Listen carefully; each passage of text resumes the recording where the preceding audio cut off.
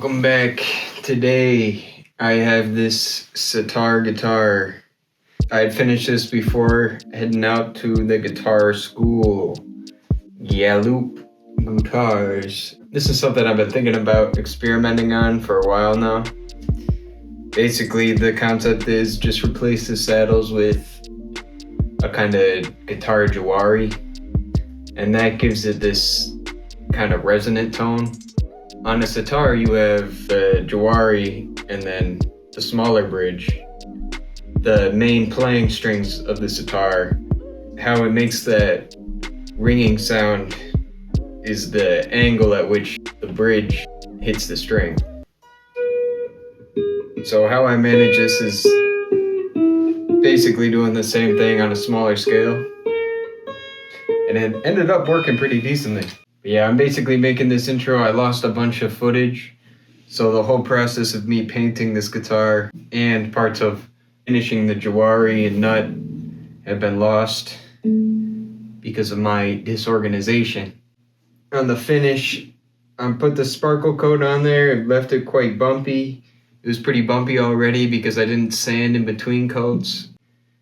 But I might take this paint off and redo it. It looks all right, but up close you can see the some of the wrinkles. But yeah, as far as just buying like Lowe's quality spray paint, turned out pretty decent. The pick guard doesn't come out, and that's a big problem because it's broken.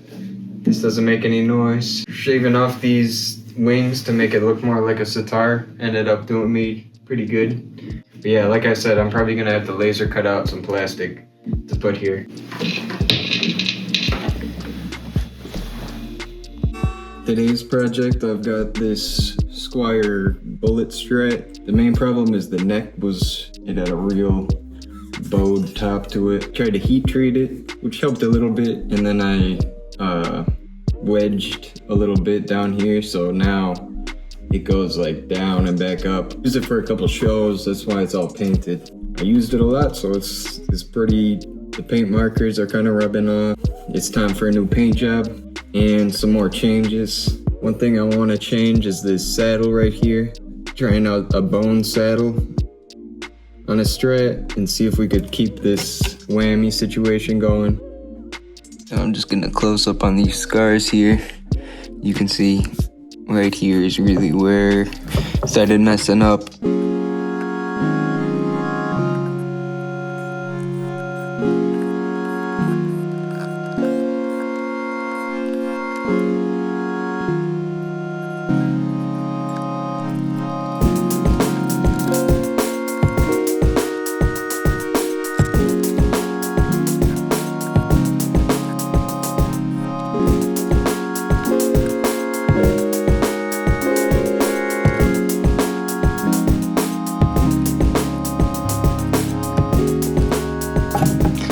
So we got the body fully disassembled from the neck, and it's looking pretty good. As you can see, my routing on the top part here.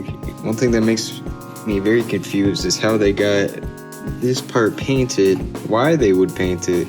It looks like they suffered the consequences of painting it because they routed it out. Yeah, if you pull on this, you can see it kind of starting to disconnect. I was noticing that when I was playing. Obviously with the neck on it, you can get more leverage on it and break it even more. So it is time to get the paint off of it.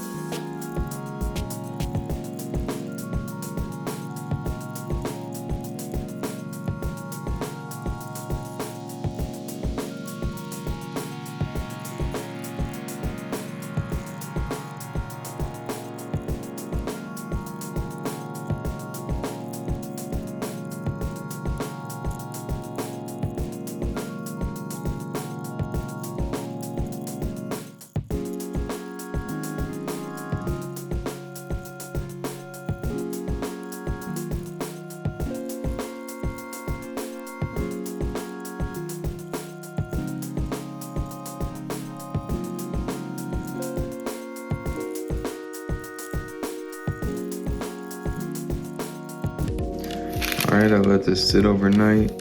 This is the crack. It was sticking up a little bit once I stuck the dowels in, so I was a little concerned, but yeah, once I clamped it down, it ended up working out pretty good. Now I just gotta get these bits off. I got the guitar body. It's got all the paint off of it at this point. As you can see, I got these dowels in there and all chopped up. And I got the paint stripped off here. And what I was thinking was to kind of replicate kind of moccasins made in Mexico strap, where it's kind of teardrop shape. Well, I got the paint off here now and I'm gonna repaint it, so I feel like now is a better time than later. See if the bridge is gonna work with this bone saddle. So it's a little bit up in the air of like what the final product of this guitar is gonna be. But I think it'll look really cool without the horns. And it seems pretty simple. As you can see in Connor Moccasins guitar, you can see he chopped it off without even repainting it. Alright, I got the cuts all marked off. The top and the bottoms. Trying to make them as even as possible. As you see, there's a little bit of squiggliness. And I was kind of off on that first line, but you know, less is more when it comes to these first cut, especially with something like this, a body mod. So, yep, let's get into it. Here I got the body all cut up. I got the sides sanded down to kind of where I want them. Able to get a little more of that off, still not fully there. And one thing I did is I used some homemade wood filler with just wood glue and sawdust, and I filled some of these gaps up so that I don't have to take the body down too far, because I did dig into it a little bit and some of these go down pretty far. So I have filled a good amount of these holes, and yeah, I'm gonna sand off all these spots. Let's see how she's looking. I'm not on the 80 grit anymore. I moved over to the 180. I might do some 120 before, if this piece is looking a little spent. So we'll see.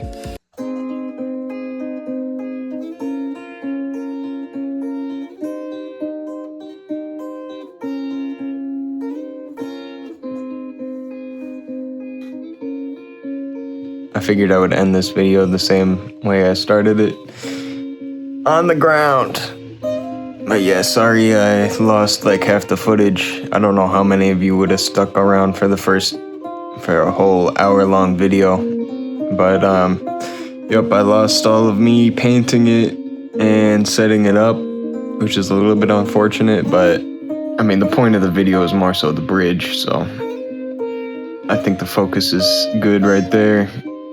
I'm probably gonna make another video soon about the bridge itself and like go into more detail on how to make them, because that's a little more interesting than me just doing this thing to a squire. But like I said, I'm just experimenting. The main resource I found for the sitar information was a couple of sitar repair videos where they repair the bridge, or the Jawari, and sitarfactory.de. It's a fun website. I go check it out. They do some cool things.